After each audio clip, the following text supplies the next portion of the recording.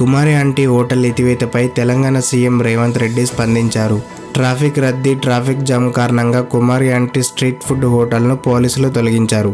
ఈ విషయంపై విమర్శలు రావటం, సోషల్ మీడియాలో పెద్ద ఎత్తున ఆమెకు మద్దతు రావడంతో పాటు సీఎం రేవంత్ రెడ్డి స్పందించారు. కుమారి ఆంటీ హోటల్ను అక్కడే కొనసాగించాలని, ట్రాఫిక్ జామ్ కాకుండా చర్యలు తీసుకోవాలని కోరుతూ తెలంగాణ డీజీపీని ఆదేశించారు సీఎం రేవంత్ రెడ్డి. కాంగ్రెస్ ప్రభుత్వంలో ప్రజాపాలన నడుస్తుందని, పేదల, బడుగు, బలహీన వర్గాలకు అండగా ఉంటుందని, స్వయం ఉపాధితో బతుకుతున్న వారికి అండగా ఉంటుందని వివరించారు సీఎం రేవంత్ రెడ్డి. కుమారి ఆంటీ హోటల్ను నిర్వహించుకునే విధంగా ట్రాఫిక్ పోలీసులు అనుమతి ఇవ్వాలని స్పష్టం చేశారు. ఈ మేరకు CM Revanth Reddy CPRO Ayodhya Reddy X ద్వారా పోస్ట్ చేశారు. త్వరలో కుమారి ఆంటీ ఫుడ్ స్టాల్ కు సీఎం రేవంత్ రెడ్డి వెళ్తారంటూ సిపిఆర్ఓ ప్రకటన చేసింది. మరి ఇంకే మనం కూడా కుమారి ఆంటీ ఫుడ్ స్టాల్ కు వెళ్ళి ఎంచక్క ఫుడ్ ని ఎంజాయ్ చేయొచ్చు. అండ్ అలాగే ఈ వీడియో మీకు నచ్చినట్లయితే సబ్స్క్రైబ్ చేయగలరని మనవి. Thank you.